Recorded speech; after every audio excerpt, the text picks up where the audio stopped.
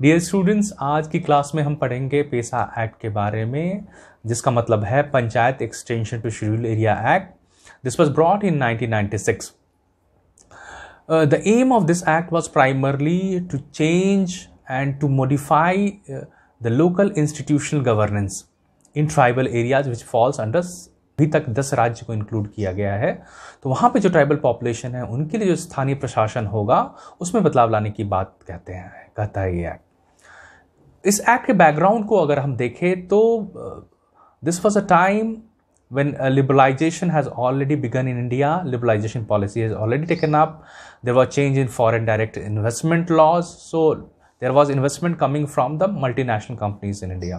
तो जो बहुराष्ट्रीय कंपनी है उनके द्वारा इन्वेस्टमेंट, अप्रत्यक्ष विदेशी निवेश आ रहा था, और ये निवेश मुख्य रूप से हम देखते हैं कि ट्राइबल एरियाज में भी जहाँ पे मिनरल रिसोर्सेज है वहाँ पे एक सब्सटैंशियल पोर्शन वहाँ पे जा रहा था इन्वेस्टमेंट. तो इस संदर्भ में ये महत्वपूर्ण हो जाता है कि इन शेड्यूल एरिया में भी जो स्थानीय प्रशासन है उसमें कुछ बदलाव लाया जाए. उसमें ऐसी स्थिति पैदा ना हो जाए कि जो स्थानीय प्रशासन है वो मल्टीनेशनल कंपनीज आने के बाद उनकी स्थिति खराब हो जाए. तो इस एक्ट का पूरा उद्देश्य था, मुख्य उद्देश्य ये था कि जो लोकल लेवल जो ऑटोनॉमी, जो स्वायत्तता वो मेंटेन करते आ रहे हैं वो कंटिन्यूड रहे. इसके बाद दूसरा जो कॉन्टेक्स्ट ये भी है कि 73rd और 74th अमेंडमेंट जो लाया गया था, जिसके द्वारा पंचायती राज इंस्टीट्यूशन में बदलाव लाने की बात कही गई थी और अर्बन लोकल सेल्फ गवर्नमेंट में बदलाव लाने की बात कही गई थी. तो इसमें जो बदलाव आया था, इसके कारण भी ये समझा गया कि अब ट्राइबल एरिया जो शेड्यूल एरिया के अंतर्गत फॉल करते हैं उनके लिए एक अलग से कानून बनाया जाए. इसलिए ये मुद्दा महत्वपूर्ण हो गया था. तीसरा महत्वपूर्ण बैकग्राउंड ये है कि ये कानून क्यों की ज़रूरत इसलिए भी पड़ी कि जो डिफरेंट ट्राइबल ऑर्गेनाइजेशंस थे, there were different grassroot tribal organisations. Role देखेंगे कि भारत जन आंदोलन का रोल है जो 1991 में बना था. सो भारत जन आंदोलन वाज फॉर्म इन 1991, और ये प्राइमरली एम्फेसाइज करता था कि local communities have primary rights on several custom, tradition and natural resources and community resources. तो ये एक आंदोलन था जो भारतीय जन आंदोलन द्वारा टेकअप किया गया था ट्राइबल राइट्स के लिए. इसके साथ साथ एक और संगठन है काश्तकारी संगठन, जो मुख्य रूप से महाराष्ट्र में और कैमूर रीजन में काम करता था, और इसका जो फोकस था कि they wanted to establish an autonomous village system in the schedule area. मतलब एक स्वायत्त तरीके का विलेज स्थापित करने की कोशिश का डिमांड था इन काश्तकारी संगठन के द्वारा. तीसरा महत्वपूर्ण जो संगठन है जिसका रोल है इस पूरे एक्ट को डिमांड को लेकर, इस एक्ट में क्या क्या प्रावधान है उसको लेकर, उसमें है 1994 में एक संगठन बना था जिसका नाम था national front for tribal self rule. और इन सभी संगठन, चाहे वो काश्तकारी संगठन हो या national front for tribal self rule हो या और संगठन हो, इन सभी संगठन की भूमिका बहुत महत्वपूर्ण है इस पूरे डिमांड को लेकर कि शेड्यूल एरिया में अलग तरह का स्थानीय प्रशासन स्थापित किया जाए. इसी बात को हम आगे बढ़ाते हुए देखते हैं कि इन सब बातों को ध्यान में रखते हुए जो केंद्र सरकार थी, the central government formed a high level committee which was constituted in 1994 under the leadership, or you can say presidentship, of Dilip Singh Bhuria. तो इस दिलीप सिंह भूरिया कमेटी बनी जिसमें 22 अलग अलग मेंबर्स थे, और उनका जो मेनली जो एम था to suggest a suitable framework for panchayati raj in tribal area. तो ट्राइबल एरिया में पंचायती राज सिस्टम कैसा बने जो लोगों के लिए अच्छा हो, लोगों के साथ संगत बना के चल सके, उस तरह का पंचायती राज बनाने की बात कही गई. और इस पक्ष को मुख्य रूप से दिलीप सिंह भूरिया कमेटी को देखना था.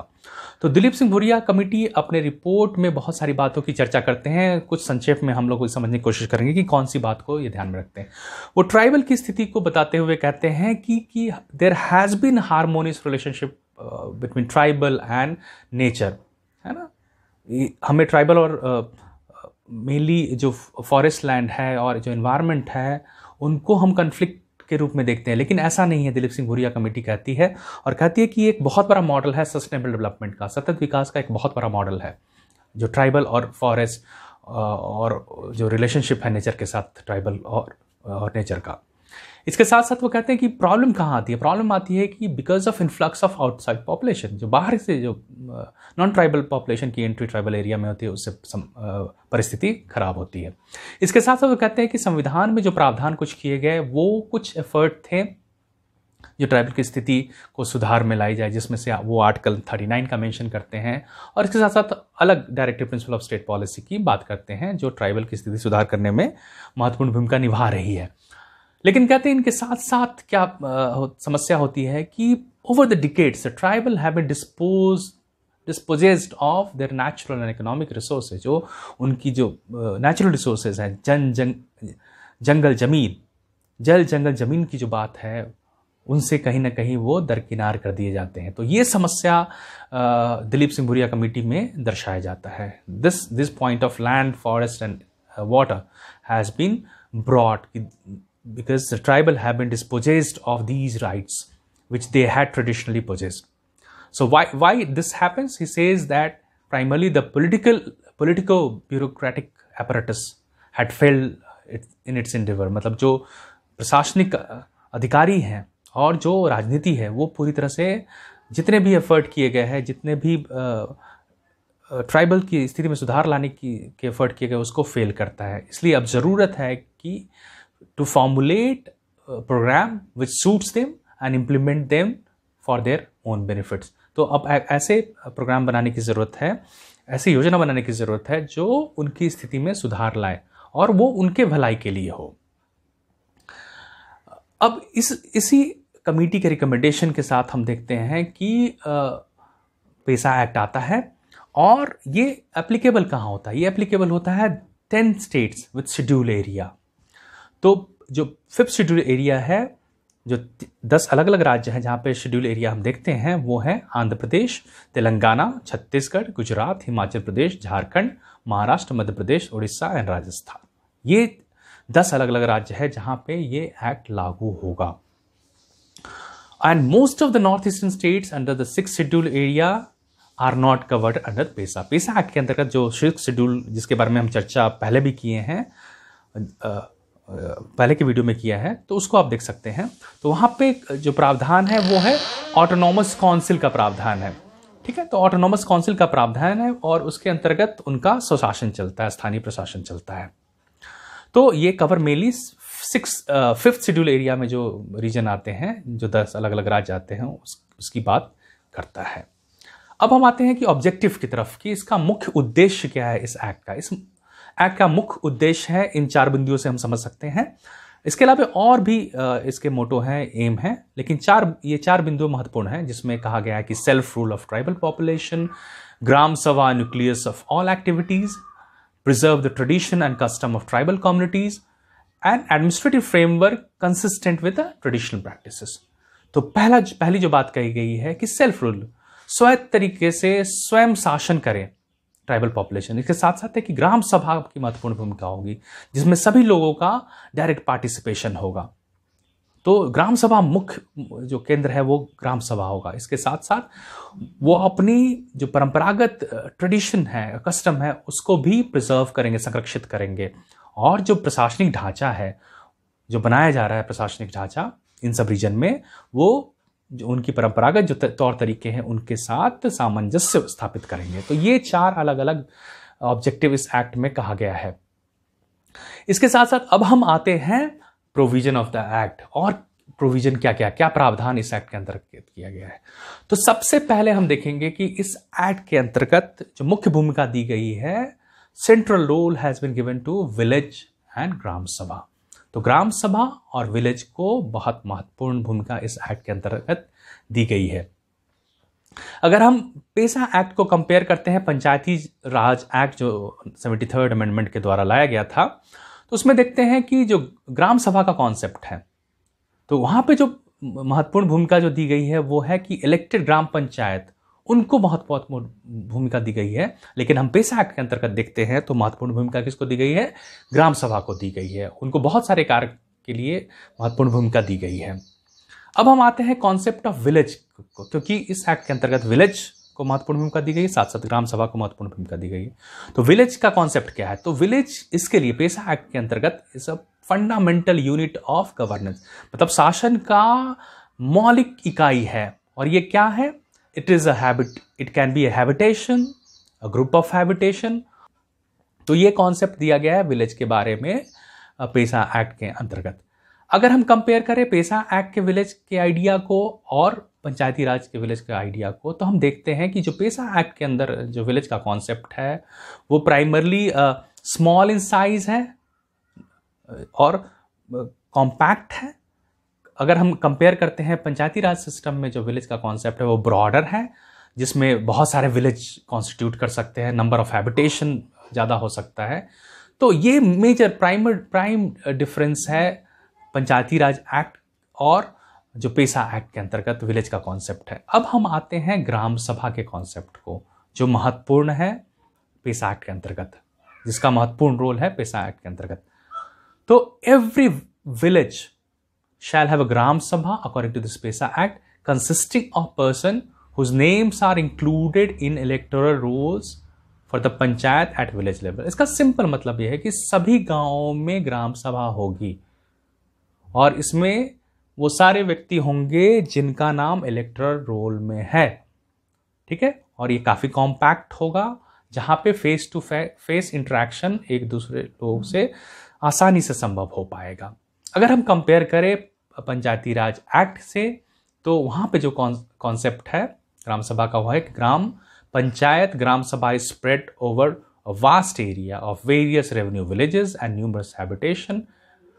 तो वहाँ पे जो ग्राम सभा का कॉन्सेप्ट ब्रॉडर है और वहाँ पे बहुत सारे विलेज और बहुत सारे हैबिटेशन जहाँ पे लोग रहते हैं उनको मिला के ग्राम सभा का कॉन्सेप्ट है। तो बार बार हम समझ रहे हैं कि ग्राम सभा को जो महत्वपूर्ण भूमिका दी गई है वो पंचायती राज एक्ट जो 73rd अमेंडमेंट के द्वारा लाया गया था उससे कुछ भिन्नता दी गई है पेसा एक्ट के अंतर्गत।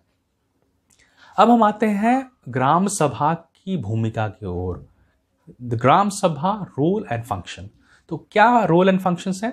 तो every gram sabha shall be competent to safeguard and preserve the tradition, मतलब जो भी ग्राम सभा है वो अपने जो ट्रेडिशन है, परंपरा को सेफगार्ड करेंगे, उसकी सुरक्षा करेंगे, उसके साथ साथ कस्टम ऑफ द पीपल, जो रीति रिवाज है उसकी भी रक्षा करेंगे। कल्चरल जो आइडेंटिटी है उनकी, उसको भी प्रिजर्व करेंगे। और साथ में अगर कोई समस्या आती है तो उत्पन्न समस्या का समाधान भी वो परंपरागत तरीके से कर सकते हैं। तो ये सब अधिकार दिए गए हैं ग्राम सभा को। अब हम आते हैं कि और क्या क्या अधिकार दिए गए हैं ग्राम सभा को। तो ग्राम सभा को और अन्य जो अधिकार दिए गए हैं कि it can approve of plans, programs and projects for social and economic development before they are taken up for implementation by the panchayat at village level. कि ग्राम सभा की भूमिका सबसे महत्वपूर्ण यहाँ भी दी गई है कि किसी तरह का प्रोग्राम है, योजना है, प्रोजेक्ट है, उसको जो सामाजिक और आर्थिक विकास के लिए है, अगर उसे इम्प्लीमेंट करना है तो सबसे उसमें महत्वपूर्ण भूमिका किसकी होगी? वो ग्राम सभा की होगी।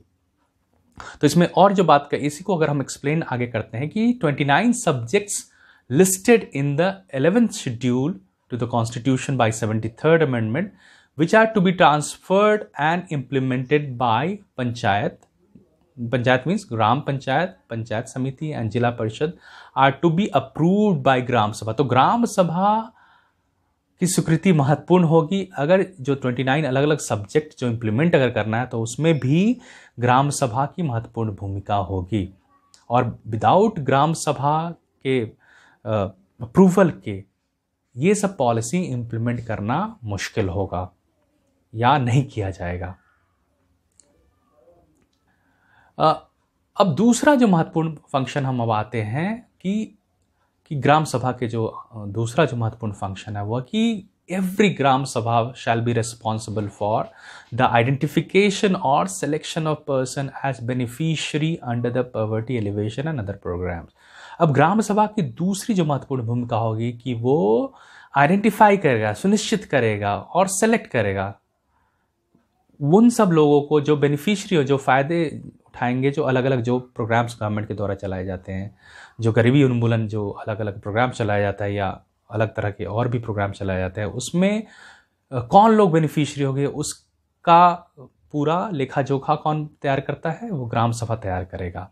जैसे अलग अलग जो स्कीम चलते हैं, जैसे ओल्ड एज पेंशन है, इंदिरा आवास योजना है, मनरेगा है, तो इन सभी में जो महत्वपूर्ण भूमिका किसकी होगी? उसमें ग्राम सभा की भूमिका होगी। तो ग्राम सभा की भूमिका बार बार हम देख रहे हैं कि अलग अलग जो फंक्शंस दिए गए उसमें ग्राम सभा की भूमिका को महत्वपूर्ण माना गया है। अब हम आते हैं कि 73rd और 74th अमेंडमेंट एक्ट की तरह ही इस एक्ट में भी हम देखते हैं कुछ जो आरक्षण है, रिजर्वेशन, उसके भी डिटेल्स पाए जाते हैं। तो शेड्यूल एरिया में क्या है कि at every panchayat level reservation shall be in proportion to population of the communities in the panchayat for whom reservation is sought to be given under part 9 of the constitution।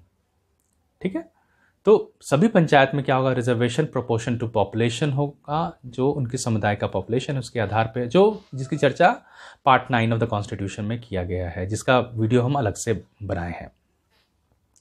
लेकिन इन सब चीज़ों को ध्यान में रखते साथ साथ हमें यह भी ध्यान रखना होगा कि रिजर्वेशन में यह भी कहा गया है कि provided that the reservation for scheduled tribe shall not be less than half of the total number of seats.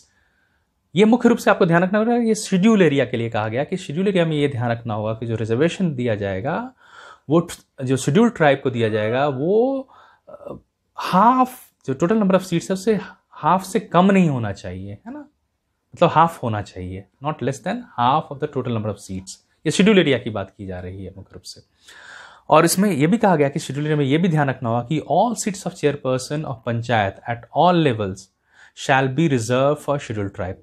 तो जो पंचायत शेड्यूल एरिया में पढ़ते हैं वहाँ पे एक बात आपको ध्यान रखना होगा कि शेड्यूल ट्राइब्स का जो रिजर्वेशन होगा वो हाफ होगा टोटल नंबर ऑफ सीट्स में। साथ में जो चेयरपर्सन होगा पंचायत एट ऑल लेवल्स, वो किसके लिए होगा रिजर्व? वो होगा शेड्यूल ट्राइब के लिए रिजर्व होगा। जो सारे सीट्स होंगे वो शेड्यूल ट्राइब के लिए रिजर्व होंगे। अब इसके साथ साथ हम आते हैं कि इसमें कुछ प्रावधान नॉमिनेशन के भी दिए गए हैं कि the state may nominate person belonging to such schedule tribe as have no representation in the panchayat at intermediate or panchayat at district level. मतलब जो डिस्ट्रिक्ट लेवल पे पंचायत है और जो इंटरमीडिएट लेवल पे पंचायत है, अगर वहाँ पे किसी शेड्यूल ट्राइब जो कम्युनिटी है उसका रिप्रेजेंटेशन नहीं है तो क्या होगा? ऐसी स्थिति में उनको कुछ प्रावधान किया गया इस एक्ट के अंदर कि उनका रिप्रेजेंटेशन हो। इसका मुख्य लक्ष्य ये था कि शेड्यूल ट्राइब जो बहुत ही अल्पसंख्यक भी हैं, है ना, अलग अलग ट्राइब्स होते हैं, तो अलग ट्राइब्स में भी कोई माइनॉरिटीज़ में अल्पसंख्यक है, उनको भी प्रतिनिधित्व प्रदान किया जाए इस एक्ट के अंतर्गत। लेकिन उसमें ये चीज़ बात जरूर ध्यान रखना है कि provided that such nomination shall not exceed 1/10 of the total number of elected in the panchayat. Panchayat में 1/10 से ज़्यादा नहीं हो, है ना। Provided that such nomination shall not exceed, जो है नॉमिनेशन किया जाएगा वो 1/10 से ज़्यादा नहीं हो टोटल इलेक्टेड मेंबर्स जो पंचायत में है। तो इसमें नॉमिनेशन के द्वारा सिर्फ ये इंश्योर किया गया है कि जो अल्पसंख्यक रूप में जो माइनॉरिटी है, शेड्यूल ट्राइब है, उनका भी रिप्रेजेंटेशन हो। अब हम आते हैं कि और क्या क्या फंक्शन ग्राम सभा के द्वारा परफॉर्म किए जाते हैं। तो जो मेजर फंक्शन जो एट टाइम्स कंट्रोवर्शियल भी जिसकी चर्चा हम आगे करेंगे, वो भी देखा जाता है कि ग्राम सभा एंड लैंड एक्विजिशन। तो ग्राम सभा का महत्वपूर्ण रोल होता है यहाँ पे। The gram sabha or the panchayats eight appropriate level shall B consulted. कहाँ पे कंसल्ट? ग्राम सभा और पंचायत जो अप्रोप्रिएट लेवल, जो ऊपर के लेवल के हैं, चाहे इंटरमीडिएट है या डिस्ट्रिक्ट है, उनको कंसल्ट किया जाएगा। कहाँ पे? किस मैटर्स में? Before making acquisition of land, भूमि अधिग्रहण करने, जो ट्राइबल जो शेड्यूल एरिया में भूमि अधिग्रहण ग्रहण किया जाएगा, उस समय ग्राम सभा या पंचायत एट अप्रोप्रिएट लेवल वहाँ पे कंसल्ट किया जाएगा। इसके साथ साथ जो भी लैंड डेवलपमेंट प्रोजेक्ट्स के लिए एक्वायर किए जाते हैं उसके दौरान ग्राम सभा या जो पंचायत है अप्रोप्रिएट लेवल को कंसल्ट किया जाएगा। इसके साथ साथ बिफोर रीसेटलिंग और rehabilitating person affected by such projects in schedule area, भूमि अधिग्रहण करने के दौरान ये भी ध्यान रखा जाए कि उन लोगों को कहाँ रिसेटल किया जाए, कहाँ पुनर्स्थापित किया जाए, उन सब की बातों का डिटेल भी ग्राम सभा या अप्रोप्रिएट लेवल में जो पंचायत है उनके पास आएगा। तो यहाँ पे महत्वपूर्ण भूमिका ग्राम पंचायत और पंचायत जो अप्रोप्रिएट लेवल पे हैं, जो ऊंचे लेवल पे हैं, उनकी भूमिका महत्वपूर्ण हो जाती है। The actual planning and implementation of projects in scheduled area shall be coordinated at the state level. State level पे मेनली कोऑर्डिनेट करेगा इस तरह का जो लैंड एक्विजिशन और उसके साथ साथ जो उनको रिसेटल किया जाएगा, रिहेबिलिटेट किया उन सब मुद्दों को कौन कोऑर्डिनेट करता है, उस क्रियान्वयन कौन करता है, उसको पूरे प्रक्रिया को कोऑर्डिनेट कौन करता है, वो स्टेट लेवल पर मुख्य रूप से किया जाता है। लेकिन भूमिका ग्राम सभा और उसके ऊपर के जो पंचायत के जो लेवल्स हैं उसकी महत्वपूर्ण भूमिका लैंड एक्विजिशन और रिहेबिलिटेशन में होगा। अब इसके साथ साथ हम देखते हैं कि माइनर वाटर बॉडीज को लेकर कि ग्राम सभा को और जो अधिकार है कि planning and management of minor water bodies in schedule area, और ये किसको अधिकार दिया जाएगा? It should be interested to panchayat at appropriate level, है ना। अप्रोप्रिएट लेवल जो अलग अलग पंचायत के अलग अलग जो ढांचे में जो अलग अलग यूनिट्स हैं उसके एक अप्रोप्रिएट लेवल को दे दिया जाएगा प्लानिंग और management of minor water resources, और ये शेड्यूल एरिया। सो दीज जो वाटर बॉडीज है ये प्राइमरली क्या यहाँ पे जो चर्चा हो रही है वो मुख्य रूप से क्या है? These are considered as community resources, क्योंकि जो वाटर बॉडीज को समुदाय का संसाधन माना जाता है, और इसलिए रिस्पॉन्सिबिलिटी किसकी होगी? कंसर्न ग्राम सभा की या इसके साथ panchayat at appropriate level, depending on geographical spread of the minor water bodies. तो जो वाटर बॉडीज हैं, वाटर के संसाधन है, वो किसको दिए, उसके अधिकार किसको दिए जाएंगे? उससे संबंधित निर्णय लेने का अधिकार किसको दिया जाएगा? ग्राम सभा को भी हो सकता है या अप्रोप्रिएट लेवल।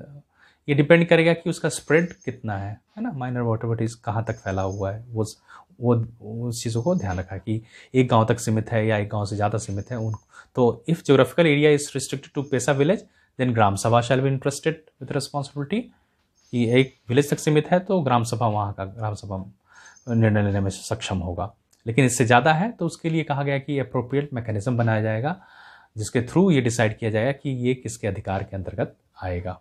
अब जो तीसरा फंक्शन हम देखते हैं जो ग्राम सभा को लेकर है वो लाइसेंसिंग और माइनिंग लीज को संबंधित है।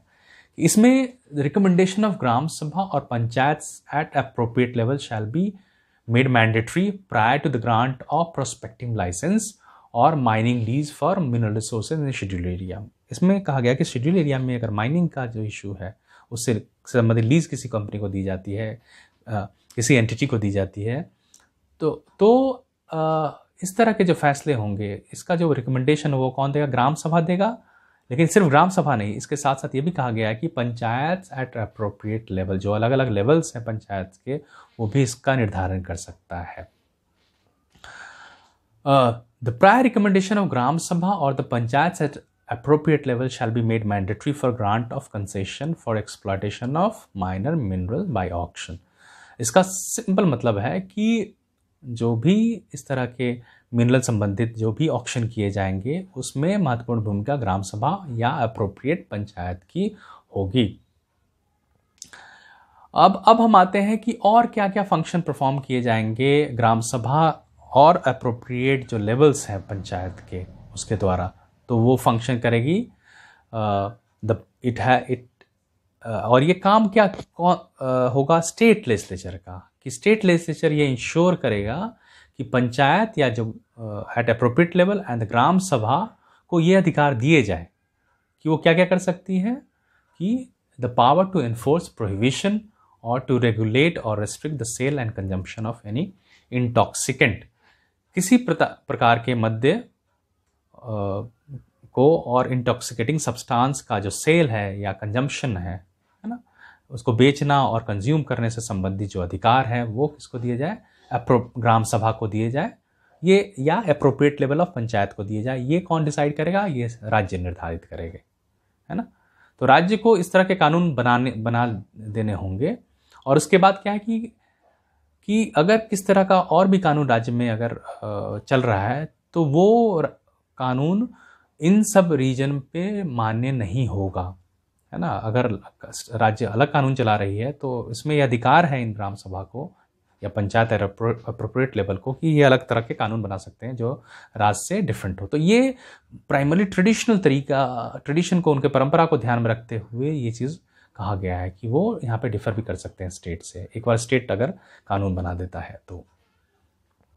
अब इसके साथ साथ आते हैं कि the power to exercise control over money lending to scheduled tribe. हम इसके बारे में पढ़ चुके हैं कि किस तरह से जो मनी लेंडिंग का पूरा बिजनेस है, जो खासकर नॉन ट्राइबल्स इस रीजन में ट्राइबल को बहुत सारे पैसे देते हैं और उसके एवज में बहुत सारे अपने लैंड को भी ट्रांसफ़र करवा लेते हैं, जो ट्राइबल के लैंड्स है उसको ट्रांसफ़र करवा लेते हैं। तो ये सब समस्या है ट्राइबल रीजन में। तो इसको ध्यान में रखते हुए ग्राम सभा को ये भी अधिकार दिया गया है, या अप्रोप्रिएट लेवल पंचायत को ये भी अधिकार दिया गया है कि वो कंट्रोल मनी लेंडिंग के प्रोसेस को भी कर सकता है। इसके साथ it can also exercise control over institution and functionaries in all social sectors. सामाजिक सेक्टर में संबंधित जो भी संस्थाएं हैं उस पर भी कंट्रोल कर सकता है। इसके साथ control over local plans and resources for such plans including tribal सब प्लान्स। तो जो ट्राइबल सब प्लान्स है उससे संबंधित भी कुछ कुछ बदलाव ग्राम सभा और अप्रोप्रिएट लेवल पंचायत कर सकती है। अब इसी बात को ध्यान में रखते हुए ये कहा गया है कि स्टेट लेजिस्लेचर ये इंश्योर करेगा कि it will ensure that it will create safeguards to ensure that the panchayat should be endowed with such powers so that it would enable to function them as institution of self-government. An institution at higher level do not assume power and authority of any panchayat at lower level or of ग्राम सभा। मुख्य रूप से इसमें इसका crux ये है कि जो ऊपर लेवल के जो पंचायत के लेयर्स हैं वो निचले स्तर पे जो पंचायत का जो हिस्सा है खासकर ग्राम सभा उसको परेशान नहीं करेगा। अब एक्ट के डिफरेंट प्रोविजंस को पढ़ने के पश्चात हमें ये पता चलता है कि what were the major crux of this particular act. तो मेजर क्रक्स हम इस एक्ट के अंतर्गत देखते हैं कि ग्राम सभा को बहुत महत्वपूर्ण भूमिका दी गई है। तो ग्राम सभा का मतलब मुख्य रूप से है कि डायरेक्ट पार्टिसिपेशन लोगों का डिसीजन मेकिंग प्रोसेस में हो, चाहे वो लैंड एक्विजिशन के मैटर्स को लेकर हो या जो water bodies, minor water bodies को मैनेजमेंट को लेकर हो या अन्य लाइसेंसिंग के मुद्दे हो, इसमें ग्राम सभा को महत्वपूर्ण भूमिका दी गई है इस एक्ट के अंतर्गत। इसके साथ साथ अब हम देखते हैं कि अब इस एक्ट के सामने क्या क्या चैलेंजेस हैं। तो इस एक्ट के अंदर कहा गया था कि all state having schedule area shall adopt PESA within a year of its coming into force, है ना, 1 साल के अंतर्गत उसको अडॉप्ट कर लेंगे पेसा आने के बाद। अगर अडॉप्ट नहीं करते, if not adopted within a year, all provisions of the state legislation that are inconsistent with the provision of PESA shall be null and void. मतलब कहा गया कि अगर 1 साल के अंतर्गत पेसा से संबंधित जो कानून है उसमें प्रावधान को अगर इंप्लीमेंट राज्य नहीं करती है तो जो भी राज्य के कानून है जो पेसा के साथ इनकंसिस्टेंट है, उनके साथ लय नहीं बनाते हैं, उनको नल एंड वॉइड उसको रिजेक्ट कर दिया जाएगा। लेकिन इसमें हम बहुत सारे प्रॉब्लम्स अभी भी देखते हैं कि many of the states have not formulated rules to implement the act. बहुत सारे राज्य हैं जो इस कानून को इम्प्लीमेंट करने के संबंधित जो रूल्स एंड रेगुलेशन उसको भी इम्प्लीमेंट नहीं किया। दूसरा जो विश्लेषण के अंतर्गत हम देखते हैं कि जो ग्राम सभा जिसको बहुत महत्वपूर्ण भूमिका इसमें दी गई है, तो gram sabha have not been able to exercise adequate control over forest resources, है ना, जो माइनर फॉरेस्ट रिसोर्सेज के ऊपर और भी जो अधिकार दिए गए उसके ऊपर ग्राम सभा की जो भूमिका होनी चाहिए वो एक्चुअली नहीं निभा पा रही है। उसके पीछे बहुत सारे कारण हैं। इसके साथ साथ हम देखते हैं कि जो शेड्यूल एरिया जो 5th शेड्यूल के अंदर प्रावधान दिए गए थे ट्राइबल एडवाइजरी काउंसिल का, वो भी नॉन फंक्शनल हो चुका है, ना के बराबर, और साथ में गवर्नर की भी भूमिका गौन हो चुकी है जो इन सब रीजन में महत्वपूर्ण भूमिका निभा सकते हैं। पेसा एक्ट के अंदर जो स्वायत्ता इन सब रीजन में हो उसके लिए गवर्नर की महत्वपूर्ण भूमिका हो सकती है। तो गवर्नर यहाँ पे नॉन फंक्शनल होने के कारण पेसा एक्ट का भी सही तरह से इम्प्लीमेंटेशन नहीं हो पा रहा है। इसके साथ साथ इस एक्ट के अंदर जो कहा गया था कि कस्टमरी लॉज हैं, जो ट्रेडिशन है उसको तवज्जो दी जाएगी, इम्पॉर्टेंस दी जाएगी, वो कहीं ना कहीं उसको इग्नोर किया जा रहा है अगर हम देखते हैं इसके वर्किंग को। अब हम देखते हैं कि रिसेंट ईयर्स में खाका कमेटी बनाई गई थी, जिसकी रिपोर्ट 2014 में आई थी। सो वर्गनिस खाका committee was constituted to look into the detail dynamics of tribal population. ये बहुत सारे बिंदुओं को चिन्हित करते हैं कि what are the problems in this particular act, how it is at function. So he brings out several criticism of this act also. तो पहली बात वो क्या कहते हैं, वो कहते हैं कि पार्लियामेंट ने तो कानून पंचायत के लिए बना दिया है शेड्यूल एरिया में, लेकिन नगर पालिका के लिए नहीं बनाया। जो अर्बन एरियाज है उनके लिए नहीं बनाया, जो शेड्यूल एरिया अर्बन एरिया में उनके लिए अलग से कोई कानून नहीं बनाया गया। तो while Parliament has enacted a law in relation to panchayat, there is yet no law on nagar palika in schedule area, mainly urban area में। जो शेड्यूल एरिया जिसमें अर्बनाइजेशन है, अर्बन एरिया में फॉल करता है, उसमें कोई इस तरह का कानून नहीं लाया गया जो पंचायत से संबंधित कानून पेशा एक्ट के अंतर्गत लाया गया है। उस तरह के बदलाव हम अर्बन एरिया में नहीं देखते हैं। इसके साथ साथ लैंड एक्विजिशन का मुद्दा महत्वपूर्ण है। लैंड एक्विजिशन के कंसर्न में कहते हैं कि ग्राम सभा को महत्वपूर्ण माना गया है कि लैंड एक्विजिशन के दौरान उनका रिकमेंडेशन महत्वपूर्ण है। तो gram sabha consultation have to be merely considered by the government officials. In reality क्या है कि government official major important role play करते हैं यहाँ पे लैंड एक्विजिशन के केस में।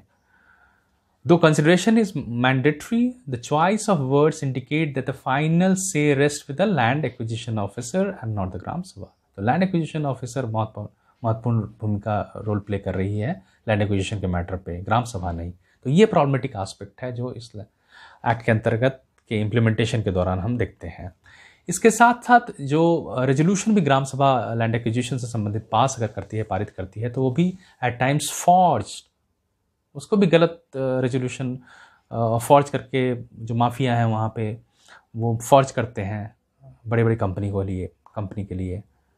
तो forge and manipulated gram sabha resolution, lack of consent before land acquisition and other grave issues still persist in implementation of PESA act. तो पेशा एक्ट में ये समस्या आ रही है कि फॉर्ज कर दिया जाता है पूरे ग्राम सभा के रेजोल्यूशन को। इसके साथ साथ और क्या समस्या आती है, इस एक्ट के अंदर जो प्रावधान दिए गए उसको भी फ्लॉट किया गया है, उसको भी दरकिनार कर दिया गया है बहुत सारे राज्यों के द्वारा। जैसे कि the rules frame by the state are not compliant with PESA act. Example ये है कि जैसे ग्राम सभा है ना, और विलेज से संबंधित जो बातें हैं कि विलेज का जो कॉन्सेप्ट दिया गया है इस एक्ट के अंतर्गत। अब हम देखते हैं कि उड़ीसा में, in Orissa stipulates gram shall have the population of 2000 to 1 lakh population. लेकिन जो एक्ट कहता है, पेशा एक्ट कहता है कि ये स्मॉल हैबिटेशन होगा इसके अंतर्गत, लेकिन यहाँ पे एक पॉपुलेशन का आधार बना दिया गया है जहाँ पे 2000 से लेकर लगभग लाख पॉपुलेशन को इंक्लूड किया गया है। तो इतनी बड़ी जनसंख्या का आधार बनाना इस एक्ट का मकसद नहीं था। इसके साथ साथ हम देखते हैं कि हिमाचल प्रदेश का जो पंचायती राज एक्ट है वो does not define village at all. तो वहाँ का जो एक्ट है वो डिफाइन ही नहीं करता है कि विलेज क्या होगा। तो ये फ्लॉट किया जा रहा है इस एक्ट को। इसके साथ साथ और क्या हम देखते हैं कि जो ट्रेडिशनल सिस्टम ऑफ लीडरशिप फ्लॉटेड, इसमें क्या था इस एक्ट, पेशा के एक्ट के अंदर ये जो कस्टम और ट्रेडिशन के आधार पे जो नेतृत्व था वो कंटिन्यू करना था। लेकिन हम देखते हैं कुछ एग्जाम्पल जैसे राजस्थान का है, आंध्र प्रदेश का, वहाँ पे क्या किया जा रहा है कि in Rajasthan the meeting of gram sabha is presided over by the sarpanch of the gram panchayat. Gram panchayat का जो सरपंच है वो प्रिजाइड कर रहा है ग्राम सभा। तो ग्राम सभा को प्रिजाइड उसको नहीं करना था, वहाँ के लोकल नेतृत्व को करना था, है ना। उसके साथ साथ आंध्र प्रदेश में देखते हैं कि sarpanch of gram panchayat is to be president of gram sabha, है ना। सरपंच जो ग्राम पंचायत का है, जो टोटली अलग है, पेशा एक्ट के अंतर्गत नहीं है, उसका जो सरपंच है वो प्रिजाइड ग्राम सभा को करता है। तो ये दो जो बातें हैं वो टोटली अगेंस्ट जो स्पिरिट ऑफ द पेशा एक्ट था वो है। अब सिग्निफिकेंस ये है कि ये एक इम्पॉर्टेंट कदम था ताकि जो ट्राइबल पॉपुलेशन को, कल्चर को, उनका जो ट्रेडिशनल आइडेंटिटी है, कल्चरल आइडेंटिटीज को कंटिन्यू रखा जाए। तो इसके लिए बहुत महत्वपूर्ण कदम था। एक बहुत एस्पिरेशन के साथ ये एक्ट आया था, लेकिन इम्प्लीमेंटेशन अभी भी प्रॉब्लमेटिक है। इसको कुछ अलग अलग देशों में इस पूरे कानून के को इमुलेट करने की भी कोशिश की गई है। उसको का अनुकरण करने की कोशिश की गई, जिसका एक एग्जांपल हम देखते हैं कि Chiapas indigenous peoples movement in Mexico have used PESA as an example as a reference point for drafting their own constitution. तो ये कुछ सिग्निफिकेंस इस एक्ट के अंतर्गत देखते हैं। तो इन सब बातों के साथ हम इस लेक्चर को यहीं पे ख़त्म करते हैं। हम दूसरे इसी सीरीज़ में हम आगे बढ़ेंगे तो फॉरेस्ट राइट एक्ट के बारे में चर्चा करेंगे। तो पेसा कानून और फॉरेस्ट राइट एक्ट दो महत्वपूर्ण कानून हैं जो ट्राइबल पॉपुलेशन और के लिए बहुत महत्वपूर्ण रहा है। तो अगले लेक्चर में हम डिस्कस करेंगे फॉरेस्ट राइट एक्ट के बारे में। धन्यवाद।